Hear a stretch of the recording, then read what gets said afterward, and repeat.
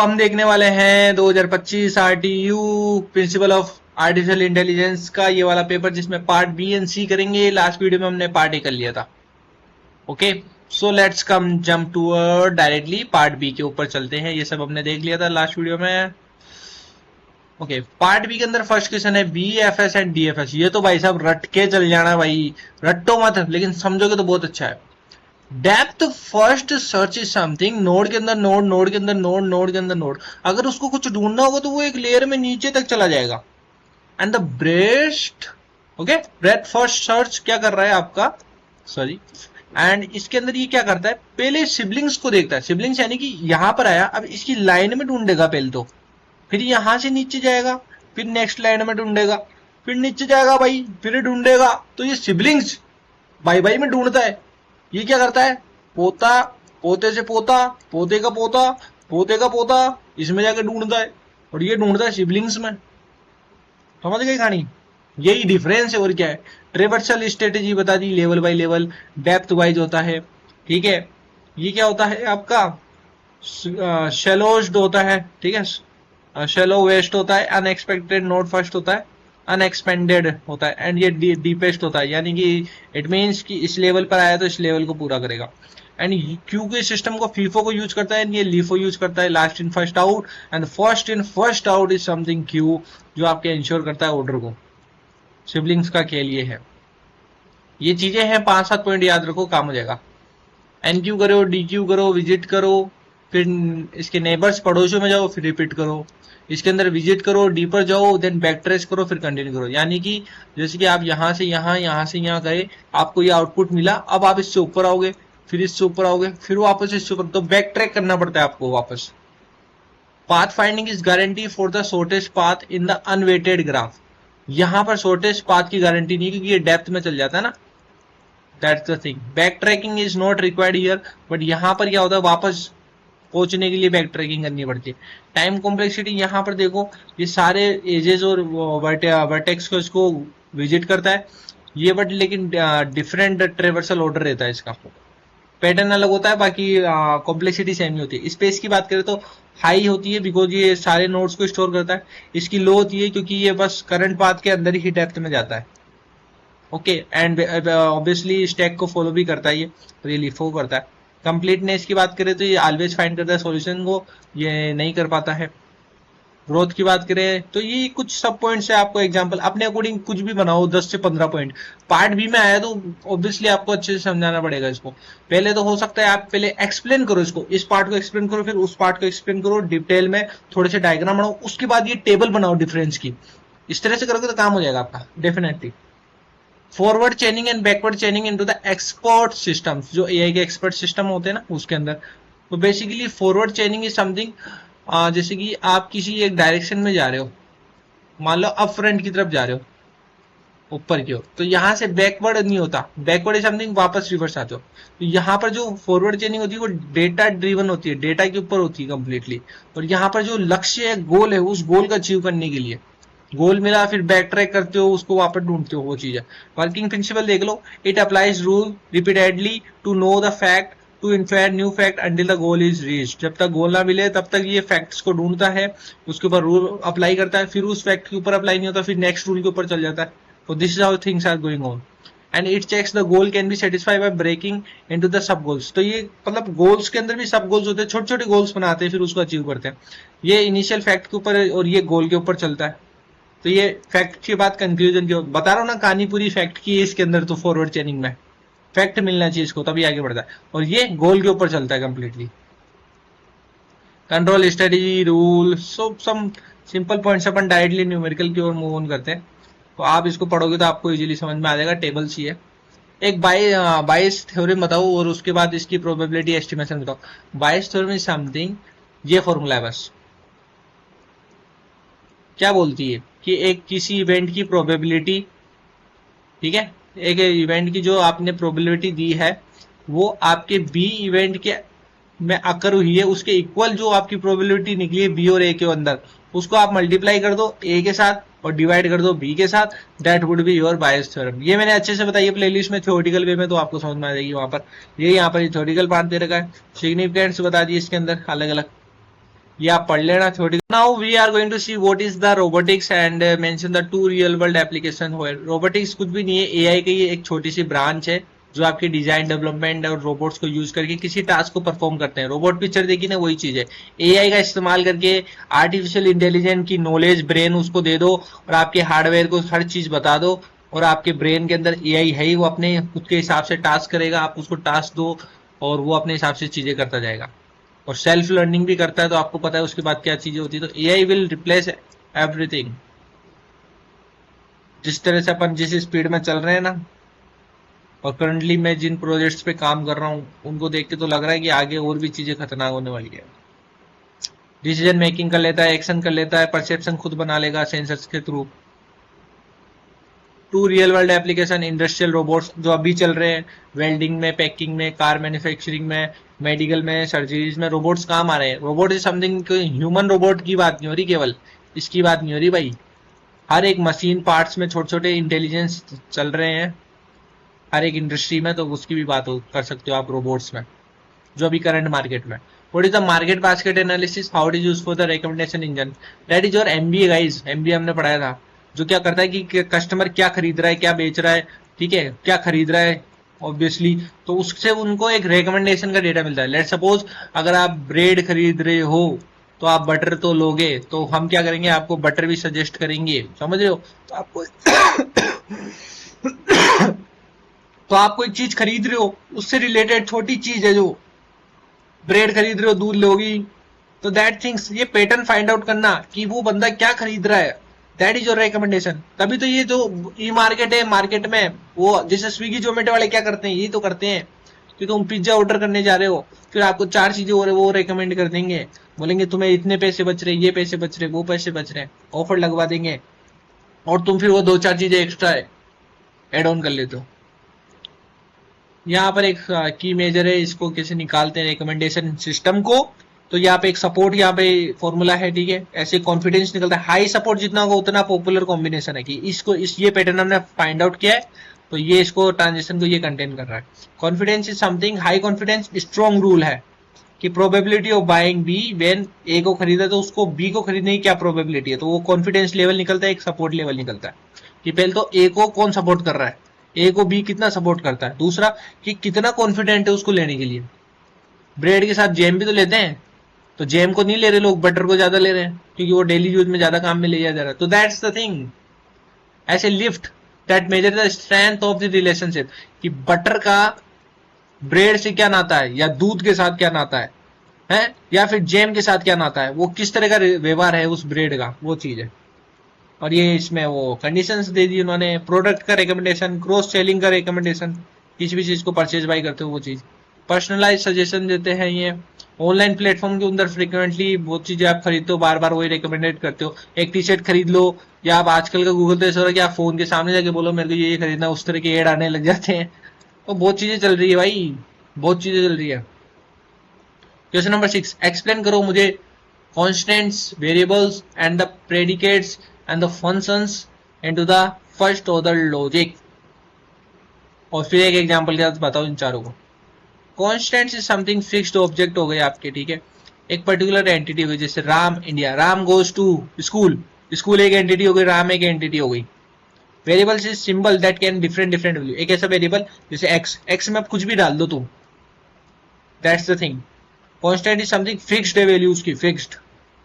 Predicate is something जो आपकी probabilities, sorry properties और रिलेशनशिप्स को डिस्क्राइब करता है, ये ट्रू होगा, फॉल्स होगा, वो चीज। एंड फंक्शन इज समथिंग जो किसी भी एक ऑब्जेक्ट को दूसरे ऑब्जेक्ट में मैप कर देता है और फिर एक नई ऑब्जेक्ट से वो वैल्यू को प्रोड्यूस करता है। जैसे फादर ऑफ एक्स कौन है, एज ऑफ वाई क्या है, तो एक वैल्यू निकल के आएगी ना, इससे भी एक वैल्यू निकल के आएगी, दैट इज योर फंक्शन। तो यहाँ पर एक एग्जाम्पल दिया इन्होंने, कौन सा लेना था अपन को, all human are mortal, X is a human predicate, Ram person, X ये फादर ऑफ दिस। तो आप भी एक एग्जांपल बना लो। तो ये इन्होंने एक एग्जांपल यहाँ बनाया, अब ये एक्चुअली जो वहां पर क्वेश्चन में गिवन था वो ये हो गया, ठीक है। तो एक इसमें ये बन गया, इसमें एग्जिस्टेंस कर फर्स्ट ऑर्डर लॉजिक ये बन गया आपका। यहाँ पर बता दी कि सारे की बात हो रही है, या इंसान की बात हो रही है, या मॉडल की बात हो रही है, इफ एंड देन आपका रूल लग गया, रूल बेस्ड आपका नॉलेज बेस्ड होता है, वो हो गया, that's the thing. Question number 7, मेरे को एक ये चीज दे रखी है और मेरे को यहाँ पे पहुंचना है, तो मैं कैसे कैसे जाऊंगा, मैं यहाँ से यहाँ पहुंचना है, उसके लिए हमें क्या करना चाहिए, दैट्स द थिंग गाइज। तो आपका ये वाला पॉइंट यहाँ आना चाहिए, उसके लिए मैं क्या करूंगा सर, सबसे पहले मैं डाउन करूंगा, फिर मैं इसको राइट लेके आऊंगा, फिर अप लेके आऊंगा है, फिर इसको वापस से एंटर लाया, फिर उसको अप लेके गया, फिर इधर लेके, आपके ऊपर है कैसे भी आप रास्ता चुन सकते हो। और फिर आप यहाँ पे तो क्या है कि ये कॉपी बनने वाली बात है भाई, यहाँ पर मैं कॉपी भर रहा हूँ, बस 40 पेज की कॉपी, मेरे को लग रहा है मेरे आगे वाले क्वेश्चन इतना नहीं भरेंगे, ये क्वेश्चन भर देगा तो मैं कॉपी भर रहा हूँ, इस बंदे को घुमा रहा हूँ, फुल फुल घुमा रहा हूँ, फाइनली यहाँ ले जाके पहुंचा रहा हूँ। हो गया पार्ट सी भैया, 15 नंबर का मेरे को दे दो यार मजा आ जाए। राइट डाउन एक एल्गोरिथम है ए स्टार, बहुत अच्छे से बता रही है भाई, जाके प्लेलिस्ट देख लो, काम हो जाएगा, काम हो जाएगा काम।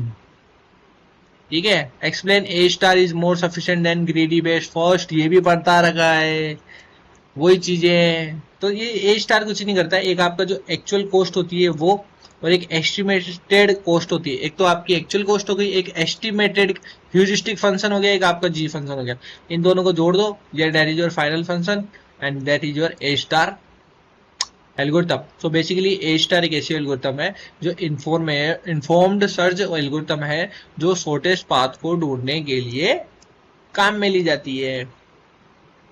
अब ये चीज सब सब सब बता रहा है गाइस, मैं रेकमेंड करूंगा यहाँ से पढ़ लो अच्छी बात है, अदरवाइज आप वहां से पढ़ोगे 5 मिनट की वीडियो काम हो जाएगा। Explain the concept of supervise learning and unsupervise learning, okay. Then discuss करो की difference with a suitable example, कर सकते हैं दोनों में डिफरेंस बता के, इसमें एग्जांपल के साथ बढ़िया से एक्सप्लेन कर सकते हो, एंड दोनों में अलग अलग क्या अप्रोचेज है कंपेयर करो। ओ गाइस कुछ भी नहीं है यार, ये अपनी है ना जो प्लेलिस्ट है ना, ठीक है, मशीन लर्निंग की मेरी वाली, उसके अंदर सुपरवाइज एंड अनसुपरवाइज का स्टार्टिंग में ही पोर्शन दे रखा है, कैसे वो लीनियर रिग्रेशन होता है, काफी अलग अलग चीजें होती है सुपरवाइज में, लेबल डेटा अनलेबल डेटा पूरा कंप्लीटली एक्सप्लेन कर रखा है, और यहाँ भी वही कोशिश करी हमने एक्सप्लेन करने की, ठीक है, कि सुपरवाइज लर्निंग कहाँ काम में ली जाती है। Learning with the teacher guys, understand this.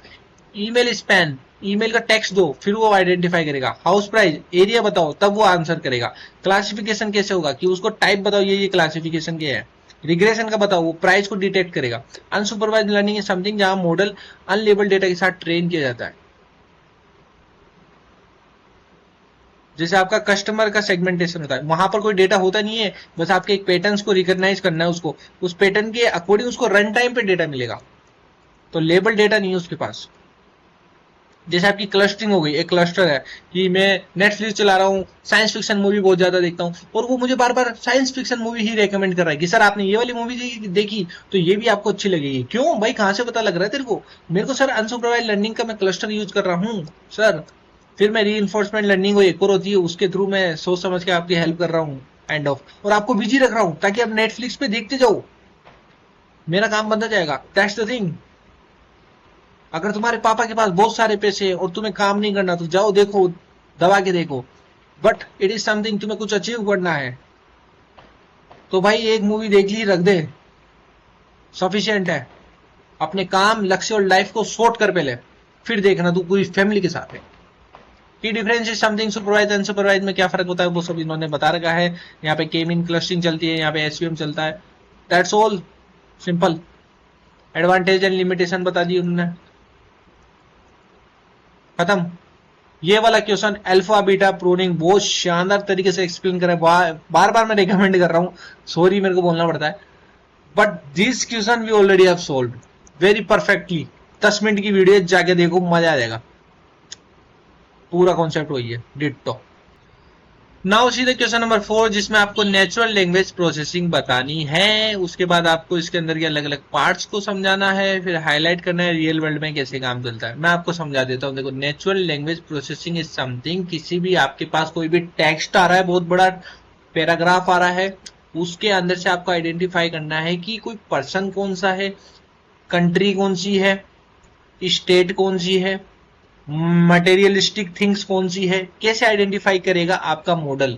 That is your natural language processing, कि उसको पता लग गया कि Virat Kohli plays for India, तो विराट एंड इंडिया क्या है, India is a country, Virat is a person, तो ये जो आइडेंटिफाई कर रही है that is your natural language processing. Natural language को इस तरीके से बनाना कि मशीन अंडरस्टैंडेबल थिंग्स समझ में आ जाए भाई, दैट इज योर एनएलपी।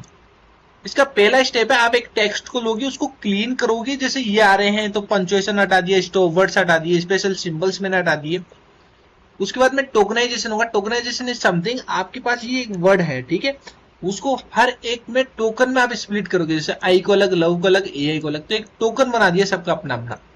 उसके बाद आप इसमें आइडेंटिफाई करोगे, टैगिंग करोगे कि प्रोनाउन कौन सा है, नाउन कौन सा है, वर्ब कौन सी है। उसके बाद आप एनईआर करोगे। मार्केट में बहुत सारे एनईआर मॉडल, आप जाके नेट पे सर्च करो एनईआर क्या है, पूरा पता चल जाएगा। आप पाइथन में कोड करो इवन, और पूरा दुनिया यूज कर रही है इसको। एलएलएम तो बैकएंड के अंदर ये सब चीजें यूज करता है कि स्पेसी करके होती है चीज, वो यूज कर रही है दुनिया भाई दबा के। इवन करंट इंडस्ट्री में ये चीजें काम आ रही है, दैट्स व्हाई हम आपको पढ़ा रहे हैं। तो इनको हल्के में मत लो, 2-3 सब्जेक्ट ये हल्के में नहीं लेनी है इंजीनियरिंग में, एमएल और एआई तो खासकर। अभी ये आपका एग्जाम्पल, ये मैंने एक्सप्लेन कर दिया था। फिर आप जैसे कि हाँ, इसके अंदर मैं एक स्टेप बता रहा था, एनईआर के अंदर आप क्या करते हो, आइडेंटिफाई करते हो। आपने लिस्ट बनाई कि मेरे को sir person, country, state and city identify करनी है, एक मैंने लिस्ट बनाई, तो आप एक उन एंटिटीज को आइडेंटिफाई करते हो। फिर आप इसकी पार्सिंग करते हो, यानी कि सिंटेक्स्ट के अकॉर्डिंग एनालाइज करते हो। उसके बाद सीमेंटिक, यानी कि उसका मीनिंग, जैसे कि बैंक वर्ड है, बैंक एक बैंक भी होता है, और river bank is something, river bank नदी की बात हो रही है, तो वहां बैंक का क्या तात्पर्य है, मतलब क्या है उसका, वो कॉन्टेक्स्ट क्या है, उसका सीमेंटिक मीनिंग क्या है, that is your that part. And sentiment is something like कि वो जो तुमने सेंटेंस बताया है वो किसी संदर्भ में पॉजिटिव है या नेगेटिव है, that comes into the positive sentiment या नेगेटिव सेंटिमेंट है। एंड सिमेंटिक आपको समझ में आ गई कि उस सेंटेंस का मीनिंग क्या है, तो एलएलएम को उस मीनिंग को समझ में आएगा, तभी तो वो प्रिडिक्ट करके प्रिडिक्शन मॉडल के अकॉर्डिंग फाइनल आंसर निकालेगा। समझ रहे हो? तो यही की आपके टेक्निक्स है, टोकनाइजेशन, टैगिंग करना, एनईआर करना, सेंटिमेंट करना। रियल एग्जांपल बता दो, ये सर ये ऐसे ऐसे होता है, ये सर ये होता है, जैसे कि सीरी, एलेक्सा, ये सब समझते हैं। वॉइस असिस्टेंट हो गया आपका, ट्रांसलेशन टूल हो गए, सोशल मीडिया को एनालाइज करना, सर्च इंजन, चारों तरफ एनईआर, एनएलपी, एनईआर काम में आ रहा है बस। क्वेश्चन नंबर 5 है, आपको एक क्वेश्चन दे रखा है कि फॉर ऑल एक्स, कोई भी एक्स है उसके लिए अगर वो कैट है तो वो एक जानवर है, और अगर वो जानवर है वो तो लिविंग है, जिंदा है भाई। अगर वो लिविंग के साथ फ्रेंडली है तो वो पेट है, पालतू है मेरे भाई, पालतू। तो आपको मैं बता रहा हूं सर, एक कैट है उसका नाम टॉम है, और वो फ्रेंडली है, तो वो टॉम है। दो चीज है, वो एक बिल्ली है और फ्रेंडली है। अब आपको एक थ्योरम को प्रूव करना है कि वो जो आपका टॉम है वो फ्रेंडली है। क्यों? क्योंकि मेरे को पता है सर, अगर वो लिविंग है और फ्रेंडली है तो वो पेट है, और लिविंग के लिए उसका एनिमल होना जरूरी है, और एनिमल के साथ में उसका एक कैट होना जरूरी है। यहाँ पर यही रूल्स है, इन रूल्स के अकॉर्डिंग मैं ऐसे करके यहाँ तक तो पहुंच सकता हूँ, फिर मैं प्रूव कर सकता हूँ पेट ऑफ टॉम क्या है। वही तो करना है यार। आप एक यूनिवर्सल एग्जिस्टेंशियल निकालो, जिसमें आपने पहले ये बखान किया, फिर आपने बोला कि अगर ये कैट है तो एनिमल है। सर एनिमल है तो लिविंग है, लिविंग है बिल्कुल है, लिविंग पता चल गया सर। सर अगर लिविंग है और फ्रेंडली है तो सर वो तो डेफिनेटली पेट है, पेट है तो सर ये लो पेट लो। 2 स्टेप है इसमें, यूनिवर्सल अप्लाई करना, देन मॉडस पोनेंस करना, that is proven. That's all, thank you so much guys. मिलते हैं नेक्स्ट वीडियो के साथ में, पढ़ते रहिए और समझिए किसी चीज को, एग्जाम और रट्टे के लिए मत कीजिए, इसको समझो, मजा आ जाएगा, लाइफ बन जाएगी। थैंक यू सो मच, जय हिंद जय भारत।